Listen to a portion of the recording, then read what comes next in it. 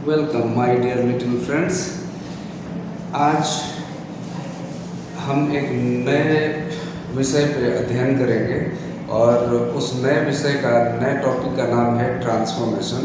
क्योंकि बाकी तो सारी टॉपिक्स मैंने करीब करीब 4-5 साल पहले अपलोड कर ही दिया था और इस टॉपिक की मुझे लगता है कि सर्वाधिक आवश्यकता थी एंड मैंने सोचा कि क्यों ना आज इस पे भी एक वीडियो बना के अपलोड कर ही दूँ। तो चलिए शुरू करते हैं इस नए वीडियो को, जिसका नाम है, नए टॉपिक का नाम है ट्रांसफॉर्मेशन। ट्रांसफॉर्मेशन क्या है? पहले हम इस चीज़ को जानते हैं कि ट्रांसफॉर्मेशन क्या होता है, इस टॉपिक का इतना अधिक महत्व क्यों है। तो जब किसी दिए गए सेंटेंस को, एक आइडिया को दूसरे किसी ढंग से हम व्यक्त करते हैं, if one idea can be expressed in so many other ways. जैसे अगर हम ये कहते हैं कि आई लव यू, तो इसका इसी सेंटेंस को बिना इसके मीनिंग को ख़राब किए हम ये भी कह सकते हैं कि I do not hate you. I love you का मीनिंग वही हुआ जो I do not hate you का मीनिंग हुआ।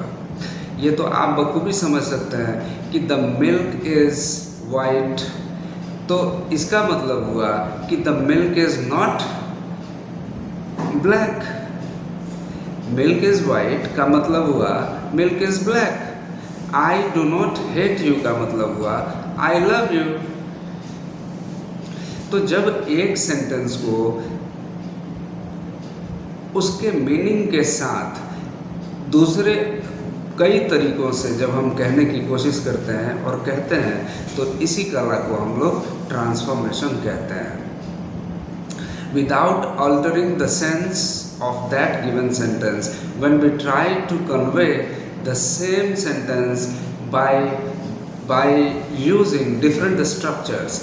आप स्ट्रक्चर बदल सकते हैं, लेकिन आप उस सेंटेंस का मीनिंग नहीं बदल सकते हैं।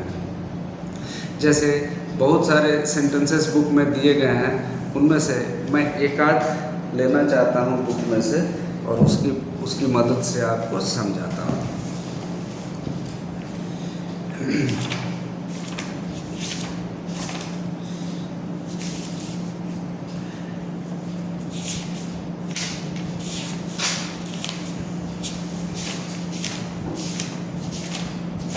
ये बुक के.पी. ठाकुर से मैं कुछ क्वेश्चंस लेता हूँ ट्रांसफॉर्मेशन टॉपिक से आपको समझाने के लिए। जैसे एक्सरसाइज नंबर 1 है के.पी. ठाकुर में ट्रांसफॉर्मेशन का, transform the following questions into assertive sentences. अब ये कहता है ट्रांसफॉर्म करिए, यानी दिए गए सेंटेंस को आप बिना मीनिंग खराब किए हुए दूसरे स्ट्रक्चर का इस्तेमाल आप कर सकते हैं, लेकिन आप इसका मीनिंग बिगाड़ नहीं सकते और आप इसको ट्रांसफॉर्म करिए। जैसे पहला दिया है, what is the use of sitting here. Question था transform the following questions into assertive sentence, यानी इंट्रोगेटिव दिया हुआ है, क्वेश्चन दिया हुआ है और हमें इसको इंट्रोगेटिव को असर्टिव में करके ट्रांसफॉर्म करना है। यानी जैसे क्वेश्चन नंबर 1 है, what is the use of sitting here. तो ये तो क्वेश्चन है, अब इसका ट्रांसफॉर्मेशन क्या होगा? जो इसका अर्थ है वही इसका ट्रांसफॉर्मेशन होगा। जैसे what is the use of sitting here, जो स्पीकर बोल रहा है what is the use of sitting here, वो क्या कहना चाहता है? वो ये कहना चाहता है कि it is useless to sit here. वो कहता है कि यहाँ बैठने का क्या लाभ। इसका मतलब क्या हुआ कि यहाँ बैठने का कोई लाभ नहीं है।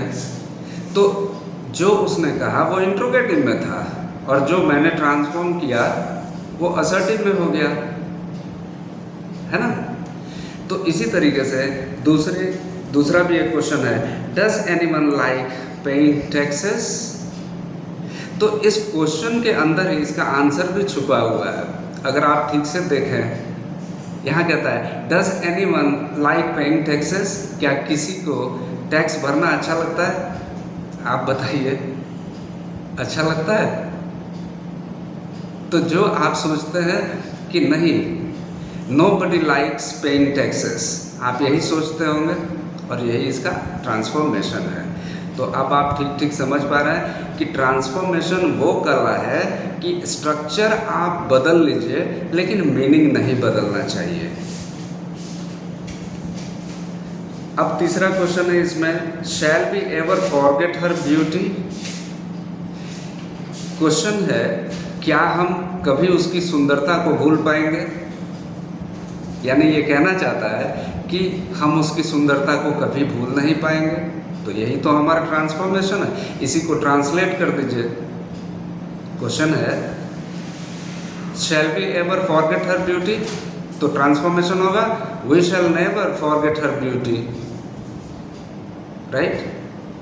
तो मैं एक एक्सरसाइज से समझाने के लिए 3-3, 4-4 ही क्वेश्चन लूँगा, क्योंकि वीडियो बहुत लंबा हो जाएगा और अपलोड करने में बहुत दिक्कत होगा। तो एक्सरसाइज नंबर 2 से उठाता हूँ कुछ क्वेश्चन, जिसमें है अब इंट्रोगेटिव में करना है स्टेटमेंट्स को, यानी स्टेटमेंट दिए गए हैं, transform the following statements into interrogative. अब दिया हुआ है स्टेटमेंट और हमने ट्रांसफॉर्म करना है इंट्रोगेटिव में। तो यहाँ लिखा है पहला क्वेश्चन, आई लाइक यू। तो जो स्पीकर है वो कहना चाहता है कि आई लाइक यू। तो इसको क्वेश्चन बनाना हो, इसी चीज़ को अगर क्वेश्चन में बदलना हो, मीनिंग बिना बिगाड़े हुए, खास ख्याल रखना है कि हम सेंटेंस का स्ट्रक्चर बदल सकते हैं लेकिन मीनिंग नहीं बदल सकते हैं। इसी को तो कहते हैं ट्रांसफॉर्मेशन। तो ये कहता है आई लाइक यू, तो मेरे मन में ये ख्याल उठता है कि don't I like you. Don't I like you का मतलब हुआ कि आई लाइक यू, तो यही हमारा आंसर है। अब दूसरा स्टेटमेंट है it can not be useful. It can not be useful, तो क्वेश्चन क्या बनेगा इसका? Can it be useful? Can it be useful? तीसरा है it is really very sweet. तो isn't it really very sweet? अगर कोई ऐसा प्रश्न करे तो उसका मीनिंग क्या हुआ? Isn't it really very sweet, क्या ये सच में बहुत मीठा नहीं है? तो इसका तो साफ मतलब यही है कि यह बहुत मीठा है। क्या मोहन अच्छा लड़का नहीं है? इसका साफ मतलब हुआ कि मोहन अच्छा लड़का है, तभी तो ऐसा प्रश्न पूछा जा रहा है। तो अगर असर्टिव दिया हो और इंट्रोगेटिव में बनाना हो कि Mohan is very honest boy, Mohan is a very honest boy, अगर ये स्टेटमेंट है और इंट्रोगेटिव में ट्रांसफॉर्म करना है तो आप करेंगे isn't Mohan a very honest boy. इसी तरीके से अब कुछ एक्सरसाइज नंबर 3 में से भी क्वेश्चंस को देखते हैं। एक्सरसाइज नंबर 3 है, इसमें एक्सक्लेमेटरी सेंटेंसेस दिए गए हैं और हमें इसको असर्टिव में चेंज करना है। जैसे पहला क्वेश्चन है व्हाट अ लवली रोज, तो ये एक्सक्लेमेटरी सेंटेंस है and it we are supposed to transform this exclamatory sentence into assertive sentence। तो कैसे करेंगे? it is a very lovely rose and that's it, बात खत्म हो गई। जब कोई कहता है कि what a lovely rose, तो वो ये कहना चाह रहा है कि the rose is very lovely। what a lovely rose, तो वो कहना चाह रहा है कि the rose is very lovely।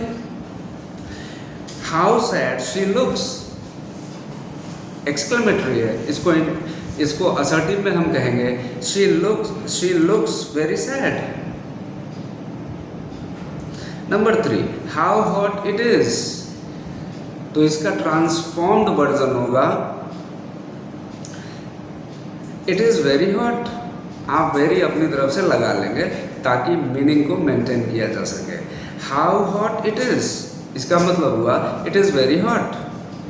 अब अगले एक्सरसाइज में से कुछ क्वेश्चंस, अगर एक्सरसाइज नंबर 4 को देखें, transform the following affirmative sentences into negative. Affirmative को निगेटिव में कहता है कि करिए, तो अफर्मेटिव यानी पॉजिटिव सेंटेंस। अगर कोई कहता है कि प्लीज रिमेंबर इट, तो ट्रांसफॉर्मेशन क्या होगा? Do not forget it. अगर लिखा है this is possible, question number 2 है दिस इज पॉसिबल, तो आपको निगेटिव बनाना है तो नॉट तो लगाना ही है, तो this is not impossible. This is possible का मतलब हुआ this is not impossible. He is a bad man का मतलब हुआ he is not a good man. तो ये ट्रांसफॉर्मेशन बहुत ही ज़्यादा महत्वपूर्ण है और उससे भी ज़्यादा ये आसान भी है, क्योंकि जो इसके मीनिंग को समझ जाएगा वो उसको ट्रांसलेट कर लेगा और हो गया ट्रांसफॉर्मेशन। हाउ सिंपल, बहुत आसान है। इसमें एक टॉपिक आता है, एक्सरसाइज आता है जिसमें डिग्रीज ऑफ कंपैरिजन से रिलेटेड कुछ क्वेश्चंस हैं। जैसे एक क्वेश्चन है दैट हॉर्स, ये एक्सरसाइज नंबर 14 में, Ashoka was the greatest king of India. तो इसके लिए आप एडजेक्टिव वाला वीडियो जरूर देखिएगा मेरा, जिसमें एडजेक्टिव का 4 वीडियो मैंने डाला है। एडजेक्टिव कितने प्रकार के हैं, एडजेक्टिव डिग्रीज ऑफ कंपैरिजन किसे कहते हैं, फिर कैसे कंपैरिजन किया जाता है, कितनी डिग्रीज होती हैं। तो मुख्य रूप से 3 डिग्रीज होती हैं, यहाँ आवश्यकता पड़ेगा इस क्वेश्चन के लिए। Ashoka was the greatest king of India, अगर ऐसा है तो यानी यहाँ कहा जा रहा है कि अशोका वॉज द ग्रेटेस्ट, ये 3rd डिग्री में है।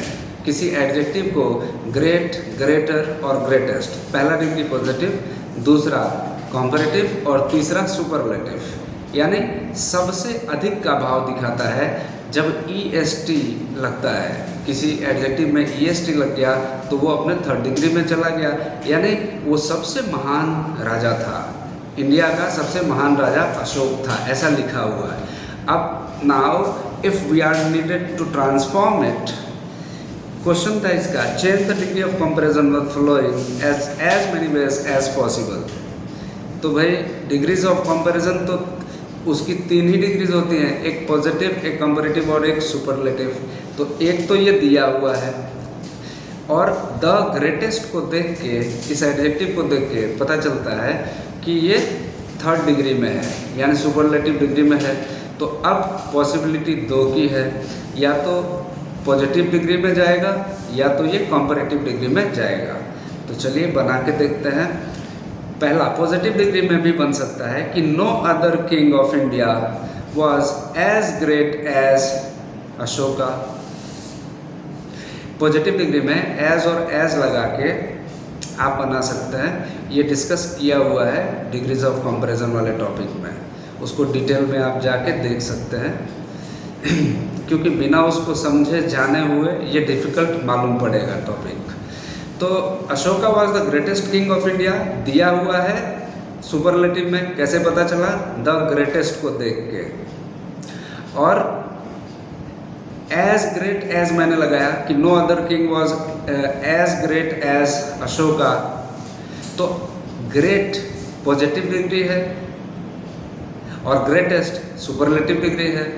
तो एक मैंने बना लिया, एक दिया हुआ था सुपरलेटिव, मैंने पॉजिटिव बना लिया, और अब दूसरा कंपैरेटिव भी बना सकता हूँ। जैसे no other king of India was greater than Ashoka. अब कंपैरेटिव में देन का प्रयोग किया जाता है और ग्रेट का ER लगा के ग्रेटर बनाया जाता है। तो no other king of India was greater than Ashoka, ये कंपैरेटिव हो गया। पहले बनाया वो पॉजिटिव था और जो दिया हुआ था वो सुपरलेटिव था, हो गया तीनों फॉर्म इसका। तो माय डियर स्टूडेंट्स, मैं यही कहना चाहता हूँ कि अभी तो मैंने एक आध एग्जाम्पल किसी एक्सरसाइज से लेके बनाया। आप इसको वर्कआउट करिए। Try to solve all the 15 exercises of transformation if it is possible for you. If you have KP ठाकुर's book, आप इससे बनाइए और ऐसा करेंगे कि एक वीडियो में इन 15 एक्सरसाइजेस के आंसर्स भी मैं करवा दूंगा आपको, ठीक है। तो आई होप कि आप मेरे मेहनत का लाभ ज़रूर उठा रहे होंगे। उठाते रहिए लाभ और देखते रहिए और कमेंट्स भी करिएगा किसी और टॉपिक जो, वैसे तो मैंने करीब सारे टॉपिक्स पे, इम्पोर्टेंट टॉपिक्स पे वीडियो अपलोड कर ही दिया था, लेकिन फिर भी अगर किसी दूसरे टॉपिक पे वीडियो चाहिए होता है तो मैं कोशिश करूँगा कि वो वीडियो बना के भी अपलोड कर दूँगा। Thank you.